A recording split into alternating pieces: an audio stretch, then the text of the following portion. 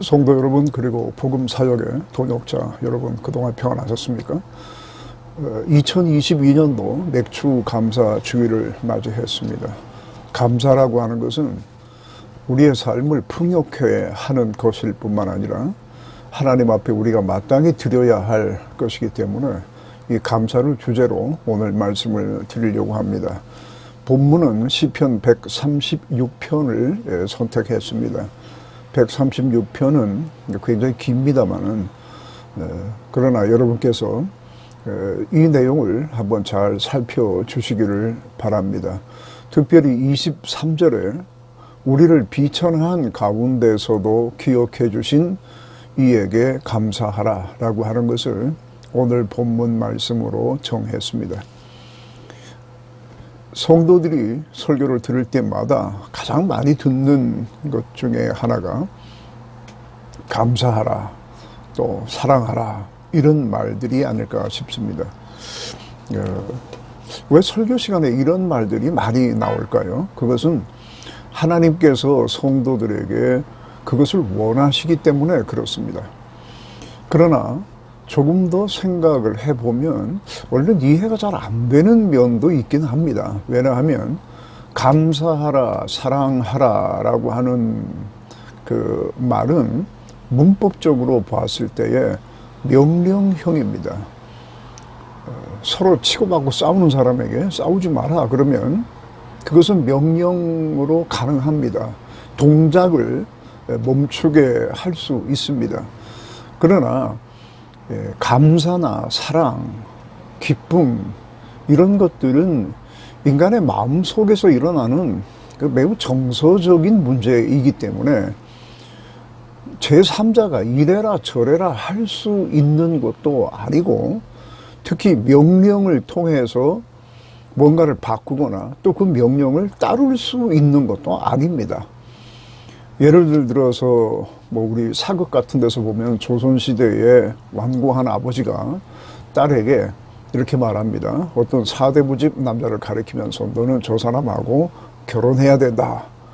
이렇게 했을 때 결혼은 가능하겠습니다. 근데 만약의 경우에 아버지가 딸에게 너는 저 사람을 사랑해라.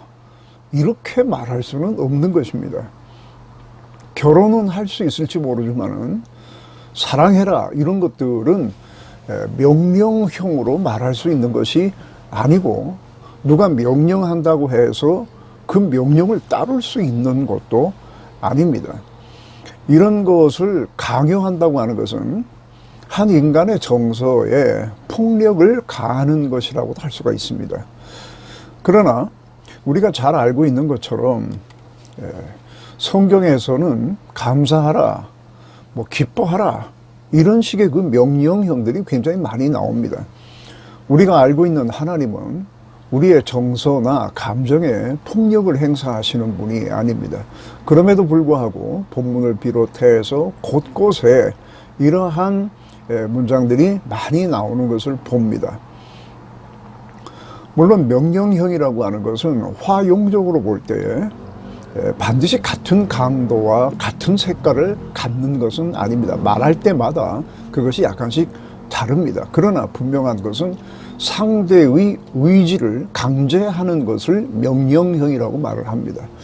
감사와 기쁨을 나타내는 행동을 하라 이렇게 말을 하면 마음에는 없어도 이게 행동은 할 수 있겠죠. 여러 가지를 고려해서 행동은 어느 정도 할 수가 있겠습니다. 그러나 마음이 움직여야 되는 것, 그것은 명령형으로는 해결할 수가 없습니다.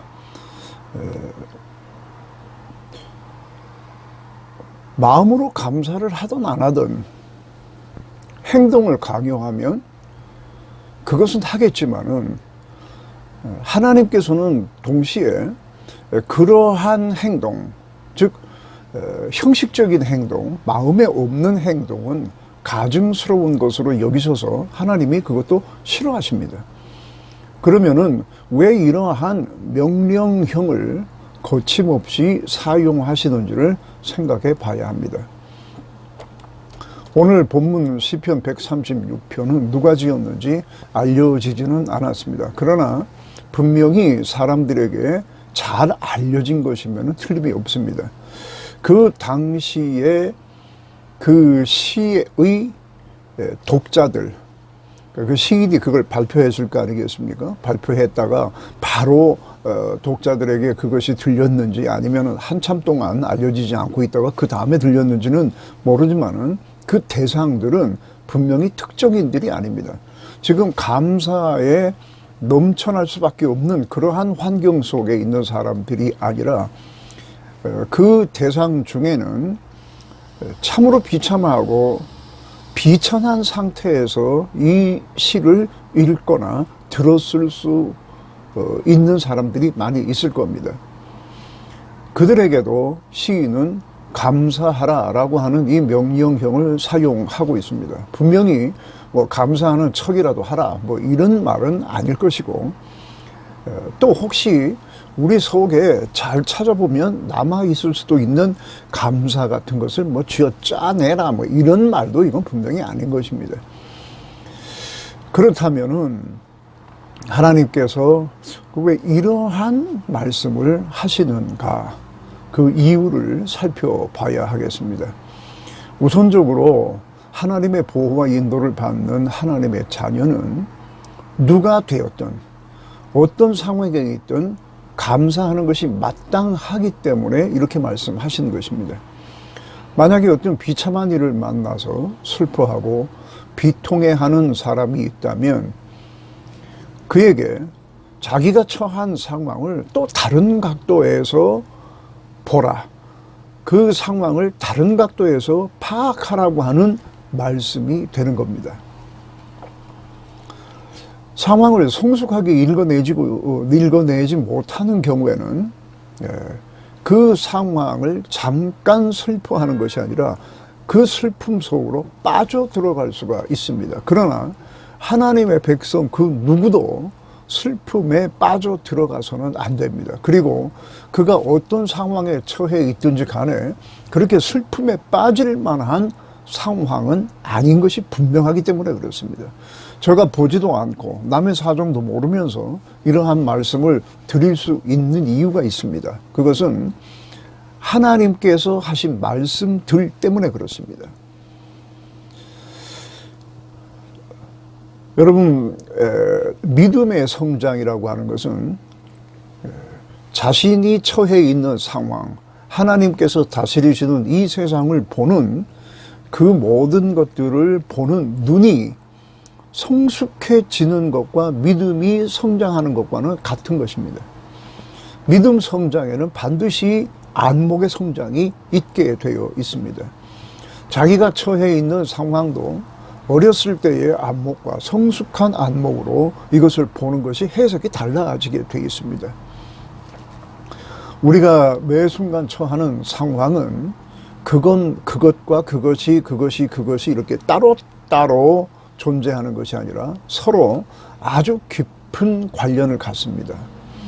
현재의 상황은 과거의 어떤 것과 긴밀하게 연결이 되어 있고, 또 현재의 상황은 미래의 어떤 것에 깊은 관련이 될 것입니다. 반드시 그렇게 될 겁니다. 과거와 현재와 미래는 서로 단절되지 않습니다.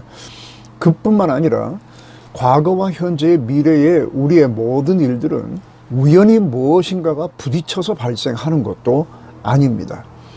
하나님의 주권 아래서 적절한 통제를 받고 하나님의 선하신 뜻에 의해서 모든 것이 발생하게 되는 것이고, 하나님이 혹은 그것을 발생하는 것을 허용하시는 것이고, 하나님께서는 그것을 가지고 선하게 인도하셔서 우리의 결국을 선하게 만드십니다.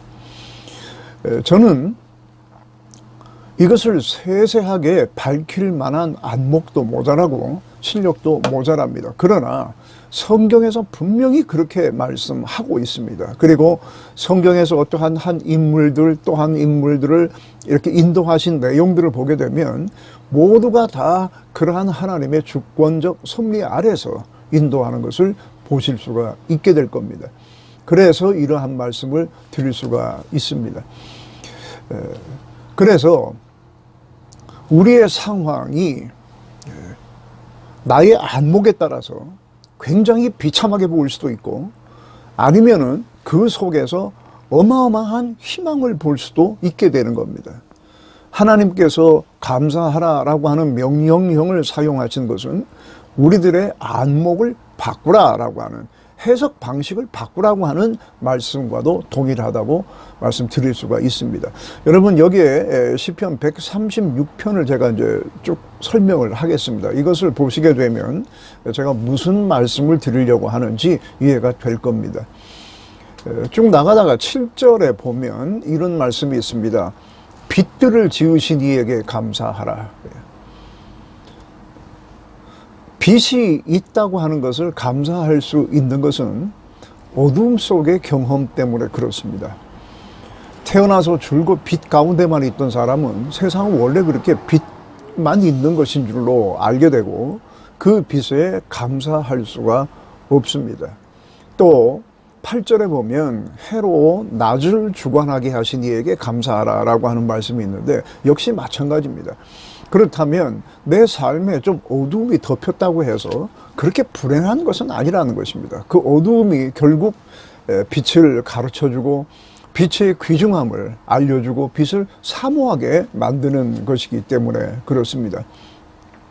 빛을 사모한다고 하는 그 자체가 벌써 하나님께 엄청난 복을 받았음을 의미합니다. 빛이 무엇인지도 모르는 사람은 이 세상에 허다합니다. 어두움은 어두움만 있는 것이 아니라 그 속에서 빛이라고 하는 새로운 어떤 존재에 대하여 가르쳐주는 몽학 선생의 역할을 합니다. 또 9절에 보면 이렇게 되어 있습니다. 달과 별들로 밤을 주관하게 하신 여호와께 감사하라. 만약에 밤에 달이 없다면, 혹은 별이 없다면 한 치 앞도 분간할 수가 없겠습니다만, 태양만큼 밝지는 않지만 어두움 가운데 그래도 달빛과 별빛이 있어서 그 발 앞을 비춰주신 하나님을 노래하고 있습니다. 어둡다고 해서 하나님께서 보호, 인도하심을 멈춘 것이 아니라는 뜻입니다. 비록 낮과 같이 밝지는 않지만은 이러한 빛을 주셔서 실족하지 않게 하신 하나님의 인자하심을 감사하라. 이렇게 말을 하고 있습니다. 10절에 보시면은 애굽의 장자를 치심을 감사하라라고 하는 말이 나옵니다. 애굽의 장자가 여호와께 침을 당한 것을 어떻게 압니까? 그들이 애굽에 있었기 때문에 그것을 아는 것입니다. 애굽에서 종살이를 했습니다. 그 종살이가 그렇게 재밌고 유쾌한 기억은 절대로 아니겠습니다만, 그러나 그 가운데서도 여호와의 위대하신 힘과 사랑과 자비를 그들은 보았습니다. 이스라엘과 함께 하셔서 이스라엘을 대적하는 그 무리들에게 하나님께서 무엇을 하셨는가를 거기서 보았습니다. 만약에 애굽의 종살이가 힘들었다는 것만 생각하는 사람은 감사할 수 없겠습니다만은, 그 가운데서 여호와의 능력을 본 사람들은 그 애굽의 종살이도 감사할 수가 있는 것이고, 또 어떤 다른 면에서는 애굽의 종살이의 경험을 특별한 감사의 제목으로 삼을 수도 있다는 뜻입니다. 12절 13절에는 홍해를 건너게 하신 하나님의 강한 손과 펴신 팔을 생각하라 이렇게 말하고, 14절에는 그 가운데로 통과하게 하신 이에게 감사하라 라고 이렇게 말을 하고 있습니다. 지금 이것은 어디서 경험하는 것입니까? 홍해를 건너게 하심, 그 가운데로 통과하게 하심이라고 하는 것은 어디서 경험한 것입니까? 바로 출애굽기 14장 11절에 애굽에는 매장지가 없어서 우리를 여기까지 이끌어내어서 여기서 죽게 하느냐라고 소리를 쳤던 사람들이 그 소리치던 장소에서 경험한 것입니다. 이 두 가지가 날카롭게 대조가 되어 있습니다. 애굽에 매장지가 없어서 여기서 죽게 하느냐, 이렇게 불평했습니다마는 그 자리에서 홍해가 갈라지는 것을 이들은 보았습니다. 경험했습니다. 그리고 그 가운데로 통과할 수가 있었습니다. 그 애굽에서 나와서 홍해 앞에 섰을 때의 그 괴로움만 생각하는 사람도 있겠지만은 거기에서 하나님께서 열어주시는 홍해를 보고 감사하는 사람도 있을 것입니다. 어떤 것이 맞습니까? 그래서 하나님께서는 감사하라라고 하는 명령형을 사용하시는 것입니다. 16절에 광야를 통과하게 하신 이에게 감사하라라고 합니다. 광야 역시 뭐 고급 숙소나 휴양지가 아닙니다. 사람이 살 수 없는 곳입니다. 아마 그 생활이 안락하지도 않았을 것이고 유쾌하지도 않았을 것이 분명합니다. 그래서 광야 같은 곳에 있는 사람이 뭔 감사를 할 게 있느냐라고 생각을 하겠습니다만은 그 광야 40년을 지나면서 옷이 헤어진 적이 없고 발이 부르튼 적이 없다고 신명기 8장 3절이 말하고 있습니다. 이것은 하나님께서 그들을 아주 세세하게 돌보셨다는 뜻입니다. 눈이 있는 사람은 자신의 발을 보면서 자신의 의복을 보면서 기적 같은 하나님의 놀라우신 은혜에 계속 감사를 했을 것이고, 그런 안목이 없는 사람은 그저 돌이 있는 광야를 걸어가면서 계속 불평을 했을 것입니다. 왜 감사하라고 명령을 하시는가 알 것 같습니다. 또 23절에 보면 우리를 비천한 가운데서도 기억해 주신 이에게 감사하라. 저는 이 시편 136편에서 이 구절이 가장 중요한 구절이 아닌가 생각을 합니다. 비천한 가운데서도 기억해 주신 이에게 감사하라. 자신의 눈으로 볼 때는 더 이상 비참할 수 없을 정도로 비참한 지경에 이르렀지만은 그 가운데서도 전능하신 하나님의 능력과 인자하심은 늘 함께 하셨다는 겁니다. 이것을 아는 사람은 감사하는 것입니다. 이걸 찾아보려고 하면 밝히 보일 것입니다. 찾아보려고 하지 않는다면 안 보일 수도 있겠습니다. 또 눈이 열리지 않으면 못 보는 겁니다만은 하나님의 은혜로 눈이 열린 사람은 그 증거를 찾는데 그렇게 오래 걸리지도 않을 것입니다. 불행하게도 참 아픈 기억이 너무 강해서 그것 외에는 생각하지 못하는 사람들이 있는 것 같습니다만은 잘 생각하면 최악의 경우에서도 그렇게 비천한 상황 속에서도 나를 기억해 주신 하나님, 그 사랑의 손길의 증거들은 얼마든지 발견할 수 있습니다. 광야에서 그렇게 힘들지만은 의복이 헤어지지 않고 발이 부르지 않게 해주신 하나님의 그 놀라우신 은혜와 사랑, 홍해 앞에서 우리가 뭐 매장지가 없어서 여기로 데리고 왔느냐라고 소리소리 질렀습니다만은 홍해가 갈라지던 그 놀라운 역사 등등, 어디에 초점을 맞춰서 생각을 해야 할 것이냐, 그것은 여러분께서 잘 판단하실 일입니다. 여러분께서는 어려움의 그 경험, 또 아픈 기억들, 이런 것들이 많이 있을 겁니다만은 그것만 생각하시면 안 됩니다. 그 가운데서 하나님께서 무엇을 행하셨는가, 그것까지 생각을 해야 하나님의 백성인 것입니다. 그것을 생각하라 라고 하는 것이 감사하라고 하는 명령형으로 나타나고 있는 것입니다.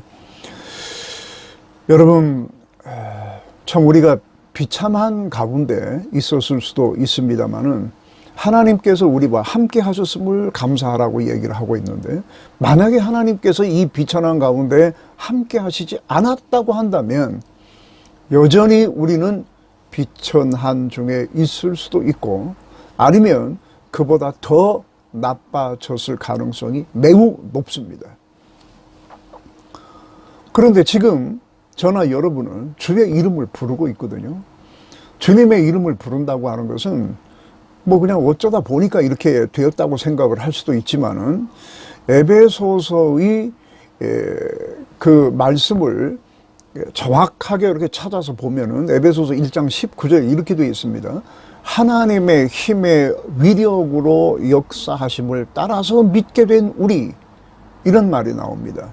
그러니까 우리가 하나님을 믿는다고 하는 것은 어느 날 갑자기 어떻게 하다가 우연히 그렇게 된 것이 아니라 하나님의 그 놀라우신 능력이 우리를 사로잡아 이끌었기 때문에 그런 결과가 나타났다는 것입니다. 그리고 지금도 계속 믿고 있는 것은 하나님의 그 능력이 계속해서 역사하고 있다는 뜻으로 그렇게 말씀이 설명해 주고 있습니다. 하나님께서 그렇게 하시지 않았다면은 우리는 지금 이런 영상을 보지도 않을 것이고, 그리고 더 비참하게 되어 있을지도 모릅니다. 더 비참하게 되었으나 주머니에 들어있는 돈 몇 푼 만지면서 자신은 성공했다고 생각할 수도 있고, 생각을 조작하는 것은 자기가 얼마든지 할 수 있는 것이기 때문에 얼마든지 비참하지 않다고 생각할 수도 있지만 비참한 것을 면하지 못하고 살아갔을 겁니다. 17절, 18절에는 이렇게 되어 있습니다. 큰 왕들, 유명한 왕들을 죽이신 하나님께 감사하라.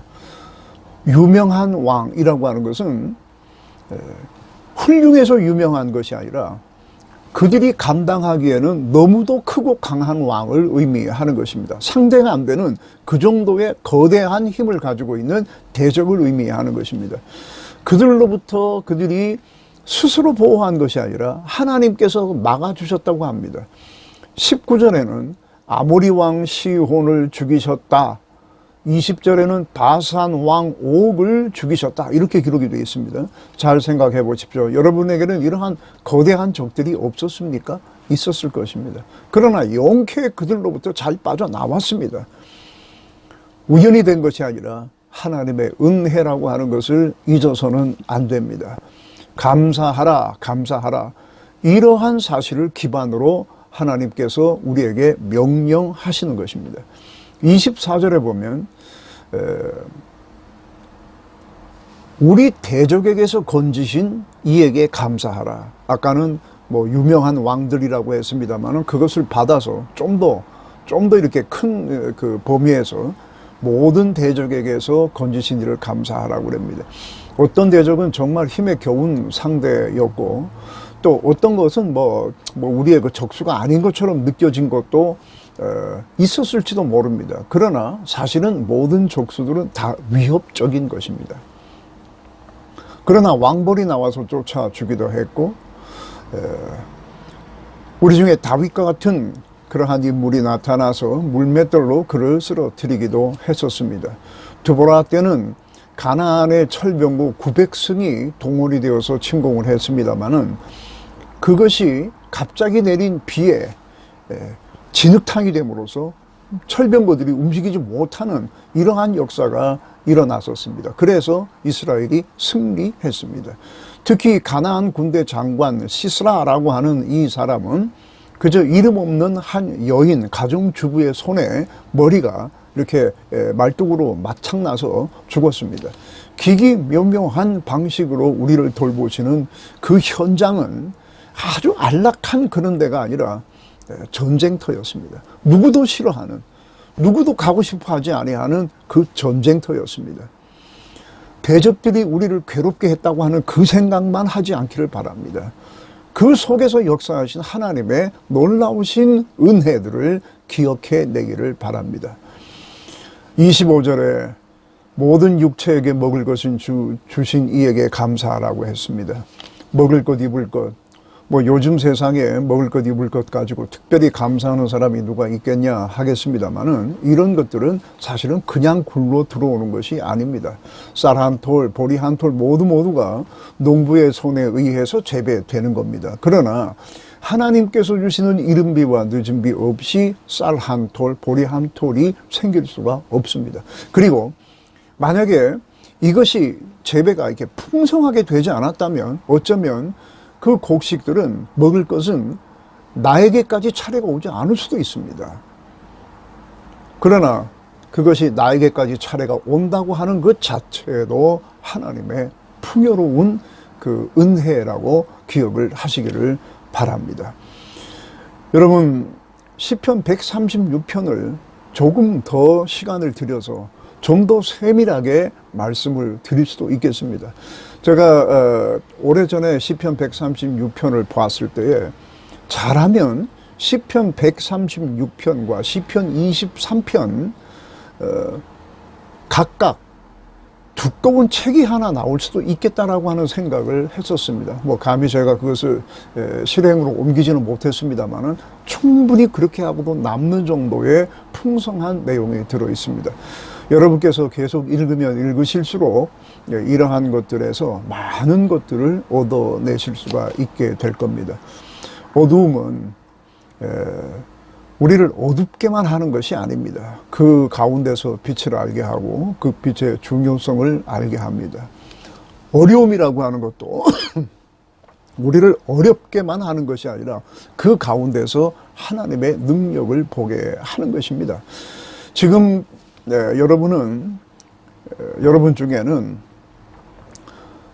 지금까지 살아오신 그 생애 중에서 가장 어려운 때를 만난 분이 있을 수도 있습니다.